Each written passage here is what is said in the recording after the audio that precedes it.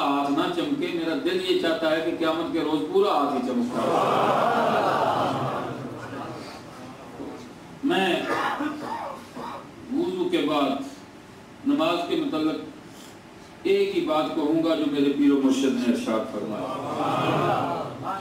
آپ فرمایا کرتے تھے حضور شیر ربانی رحمت اللہ تعالی علیہ کہ ہر نماز کو آخری نماز سمجھ کے پڑھیں۔ پتہ نہیں دوسری نماز کے وقت آپ نے زندہ بھی ہونا ہے کہ نہیں ہونا۔ نماز کی دو کیفیتیں ہیں۔ نمازی نماز پڑھ رہا ہوتا ہے اور اللہ فرما رہے ہوتے ہیں فوائد للمصلین، پڑھ تو نماز ہی رہا ہوتا ہے لیکن اللہ کہتے ہیں تمہاری اس نماز پڑھنے پہ مجھے افسوس ہے۔ اور ایک نماز کی حالت یہ ہے جو میرے حضور نے فرمایا الصلاۃ معراج المومن، ظاہراً وہ نماز پڑھ رہا ہوتا ہے، حقیقتاً وہ معراج یعنی اللہ کے القاء کی طرف جا رہا ہوتا ہے، اللہ کے قریب جا رہا ہوتا ہے۔ اور پھر میرے حضور کی ایک حدیث طیب سن لیں پھر آگے چلتے ہیں۔ حضور فرماتے ہیں کہ جب آپ کا سر زمین پہ ہوتا ہے، ظاہراً زمین پہ ہوتا ہے، یوں سمجھیے کہ گویا اللہ کی گود میں ہوتا ہے۔ اس لیے نماز ضروری ہے، نماز ہر صورت پڑھیں۔ جو آدمی نماز پڑھتا ہے میرے آقا نے اس کے لیے آسانیاں فرمائی ہیں۔ فرمایا جو شخص عشاء کی نماز باجماعت پڑھے اور صبح کی نماز باجماعت ادا کرے، میرے آقا نے اللہ سے منظوری لے لی کہ ساری رات اس کی عبادت میں ہوگی۔ اسی طرح بزرگان دین نے جو فرمایا ہے وہ جو صبح کی نماز پڑھتا ہے اس نماز کی یہ برکت ہے کہ سارا دن اس کا چہرہ چمکتا ہے، اور جو رات کو آسن طریقے عشاء پڑھتا ہے بزرگوں نے فرمایا اس کی ساری رات اس طرح سمجھے کہ وہ اللہ اللہ میں گزار دیا۔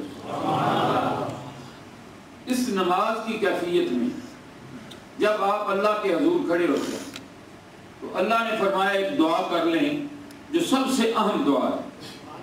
وہ دعا کیا ہے؟ اہدنا الصراط المستقیم، اے مولا کریم مجھے سیدھا رستہ عطا فرما۔ آپ حضرات عرب ممالک سے تعلق رکھتے ہیں، یہاں تشریف رکھتے ہیں، صراط اس کا معنی راستہ ہے، اور اکثر اصطلاح جو آج کل چل رہی ہے اس میں صراط نہیں کہتے رستے کو، طریق کہتے ہیں۔ یہ طریق رستہ ہے دبئی سے شارجہ کے لیے، یہ طریق رستہ ہے شارجہ سے عمان کے لیے، یہ طریق رستہ ہے ابو ظبی کے لیے، اس کو طریق کہتے ہیں۔ اور صراط اس رستے کو کہتے ہیں جو اللہ اللہ کے رسول کی طرف جاتا ہے۔ اللہ وہ رستہ ہمیں نصیب فرما جو اللہ اللہ کے رسول کی طرف جاتا ہے۔ کون سا رستہ؟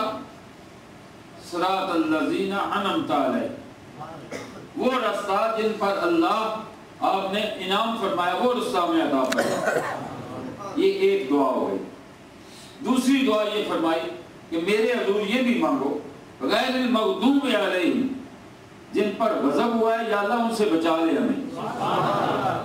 جس شخص کی نماز بارگاہ ربوبیت میں قبول ہوتی ہے اس کی پہچان یہ ہے کہ وہ صراط مستقیم اہل سنت و جماعت رہتا ہے۔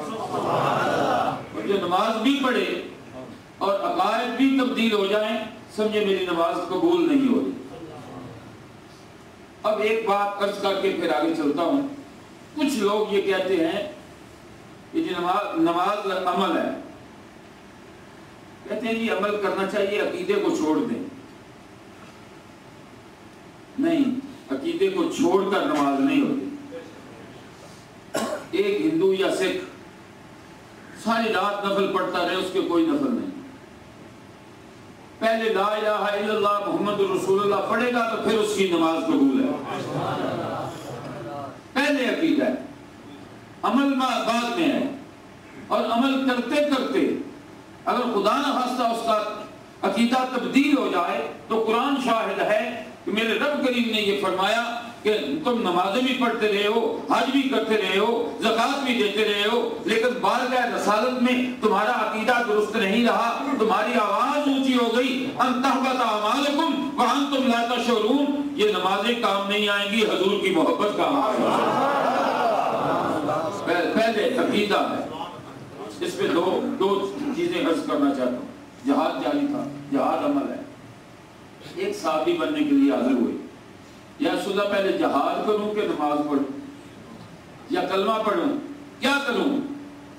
جہاد عمل تھا، کلمہ عقیدہ تھا، فیصلہ حضور نے کرنا تھا۔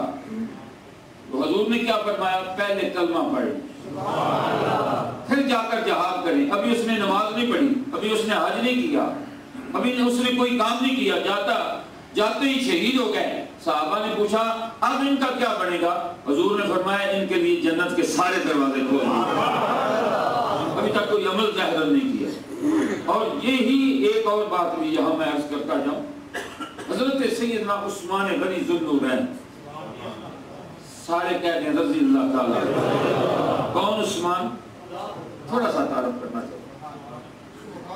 کسی کے لیے اللہ کے رسول نے ایک دفعہ جنت کا وعدہ کیا، کسی کے لیے 2 دفعہ، کسی کے لیے 3 دفعہ، لیکن سیدنا عثمان غنی وہ ہستی ہیں جن کے ساتھ اللہ کے رسول نے 12 دفعہ جنت کا وعدہ کیا۔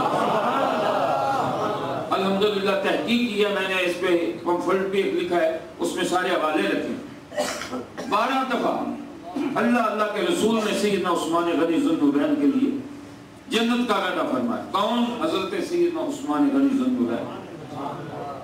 حضور نے فرمایا ایک بیٹی آپ کے نکاح میں دی، ان کا انتقال ہو گیا، دوسری دی، ان کا بھی انتقال ہو گیا۔ حضور کا فرمان طیب ہے اگر میری 40 بیٹیاں ہوتی اور یکے بعد دیگرے ان کا انتقال ہوتا جاتا، میں ایک ایک کر کے حضرت عثمان کے نکاح میں دیتا جاتا۔ اور حضور پر فدا ہونا یہ سنت عثمانی ہے۔ لیکن ایک حدیث سن لیجئے، اتنا خوش نصیب ہے وہ شخص جس کا جنازہ ہو اور پڑھانے والے میرے حضور ہوں، اس کی بخشش کے لیے حضور دعا فرمائے۔ اور کتنا بد نصیب ہے وہ شخص کہ جنازہ بھی ہو، حضور بھی ہوں، صحابہ بھی ہوں، حضور فرمائے میں اس کا جنازہ نہیں پڑھوں گا۔ اس سے بڑی بدبختی کوئی نہیں۔ ایک شخص کا جنازہ آیا، حضور نے فرمایا میں نے جنازہ نہیں پڑھوں گا اس کا۔ عرض کی حضور نمازیں پڑھتا تھا، جہاد میں ہمارے ساتھ ہوتا تھا، حضور ہمیں وجہ بتا دیں آپ نے اس کے جنازے کا انکار کیوں کیا؟ حضور نے فرمایا فی قلبہ بغض عثمان، اس کے سینہ میں حضرت عثمان غنی کا بغض ہے، جس کے سینہ میں یہ ہوگا میں اس کا نماز جنازہ نہیں پڑھوں گا۔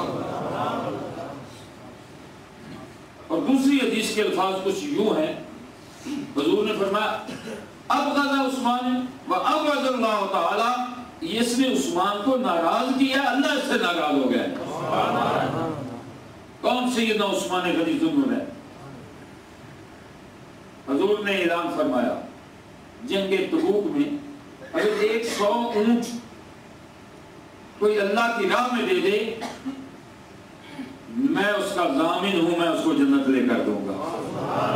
یہ بڑے خوبصورت الفاظ ہیں، اگر ذوق سے سنے گا تو لطف آئے گا۔ ضامن وہ ہوتا ہے کہ کسی صورت سے اگر کوئی دوسری طرف سے نہ ملے تو ضامن خود عطا کر دیتا ہے۔ حضور نے فرمایا اگر 100 اونٹ اللہ کی راہ پر دے گا میں اس کا ضامن ہوں جنت کا۔ ابھی لوگ ایک دوسرے کی طرف دیکھ رہے تھے، سیدنا عثمان غنی اٹھ کے کھڑے ہو گئے، عرض کی یا رسول اللہ یہ اونٹ میں دوں گا۔ پھر آقا نے اعلان کیا ہے کوئی اور جو 100 اونٹ دے اور جنت لے لے؟ ابھی لوگ دیکھ ہی رہے تھے، سیدنا عثمان غنی اٹھ کے کھڑے ہو گئے، حضور یہ بھی میں پیش کروں گا۔ تیسری دفعہ آقا نے فرمایا حضور مہربانی فرمائیں، 200 ہو گئے، فرمایا تیسرا 100 بھی چاہیے، مجاہدین زیادہ ہیں، ہے کوئی آدمی؟ تو حضرت سیدنا عثمان غنی ذوالنورین نے عرض کی حضور یہ تیسرا جو 100 اونٹ ہے یہ بھی میں دیتا ہوں، اور صرف اونٹ ہی نہیں اب دیتا، سامان حرب بھی ساروں کے لیے دیتا ہوں۔ آپ نے کیا فرمایا؟ اے عثمان تو جنتی، تو تو جنتی، تو جنتی۔ ایک محفل میں 3 دفعہ حضور نے آپ کو جنتی ارشاد فرمایا۔ اب میں جس بات پہ آنا چاہتا ہوں